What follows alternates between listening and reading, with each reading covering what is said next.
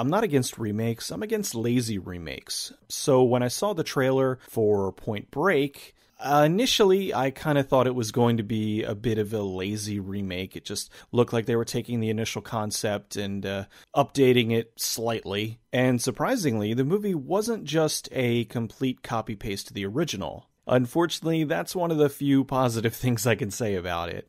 The original 1991 movie with Keanu Reeves, Patrick Swayze, and Gary Busey is, in my opinion, one of the best all-time action movies. They do a really good job of balancing out the characters and making the villains somewhat sympathetic, and it's just an interesting, incredibly fun, incredibly well-shot movie. And the remake takes the initial concept of it and does a different spin on it, but takes a lot of the soul out of the movie in the process. With the original, it was revolving around this gang of surfers who was traveling around robbing banks and was using the money to fund their lifestyle of just doing nothing but surfing and a little bit of the occasional pre-extreme sports stuff. With the remake, they made it more about these, for lack of a better description, hipsters that were going around and liberating money, all the while doing these different trials that are supposed to bring about enlightenment. I think there was 8 different things that you had to do,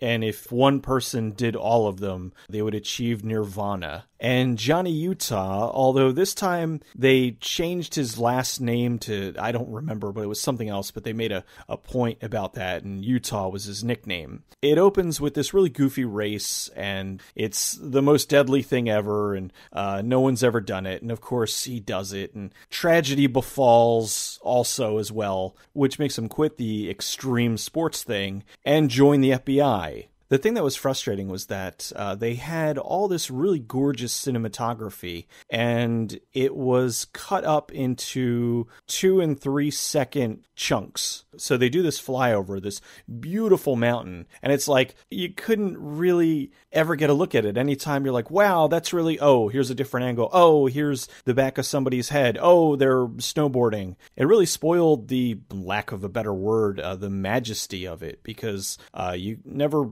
got a good look at anything. They did at least change the story, which I liked, so it wasn't just the same thing again. They kind of threw in some nods to the original, like in the beginning, the gang is robbing a bank, and instead of wearing the masks of the ex-presidents, they're wearing motorcycle helmets, and they have the ex-presidents painted on there. They also had the iconic scene where in the original, Patrick Swayze gets away and Keanu Reeves is angry with himself, so he shoots in the air and does the bang, bang, bang, bang. That was almost identical, with the exception of they were running through the jungle instead of running through like backyards. There were a couple of characters in this that were completely wasted, and I don't mean that they were drunk and or high the whole movie. I meant that there were 2 characters that you could have removed them from the film completely and it wouldn't have changed anything. In the original, you had Gary Busey playing Pappas, who was Keanu's contact within the FBI, and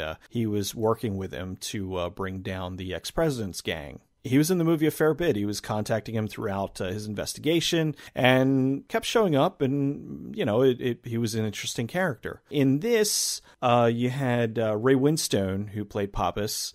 Seriously, I think he had maybe 5-10 minutes of screen time in like a 2-hour movie. His character was just pointless. He could have been replaced with texting. Like, that's how pointless the character was. The other character that was completely wasted, in the original, Lori Petty played Tyler, the love interest, who kind of was a little bit involved with Patrick Swayze, but ended up with Keanu Reeves. In the remake, they had Teresa Palmer as Samsara, who was pretty, and then she was swimming in a bikini, and then she made lunch. And then they had sex over the course of probably an hour and a half of the film. So her character, I think, was there specifically because there was a love interest in the first one. They could have excised her from the movie completely, and it would have affected nothing. There's something that happens later in the film that should really have a much greater impact than it does, but the fact that she comes and goes in the movie, by the time the thing happens, it's like, oh,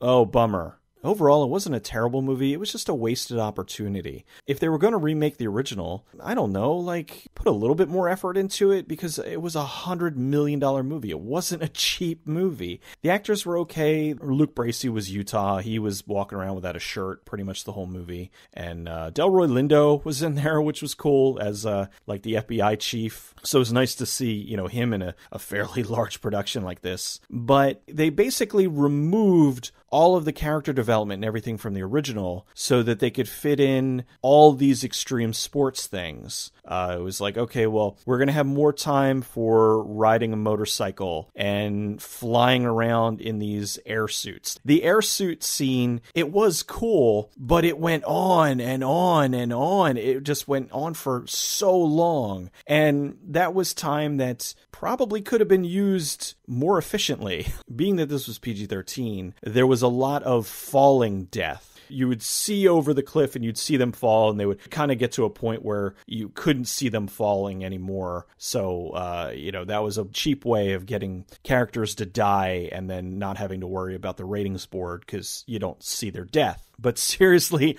I think it was 3 or 4 people fell to their death in this movie. So overall, this is a bad remake. It was written by Kurt Wimmer, who I feel bad for because I know that he's better than this.